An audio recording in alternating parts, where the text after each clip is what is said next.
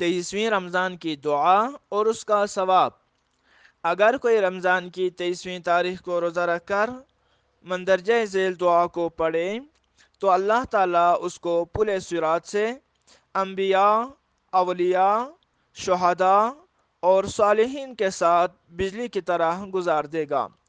دعا یہ ہے: بسم اللہ الرحمن الرحیم، اللہم غسلنی فیہ من الذنوب وطہرنی فیہ من العیوب وامتحن قلبی فیہ لتقوی القلوب یا مقیل اثرات المذنبین برحمتک یا ارحم الراحمین۔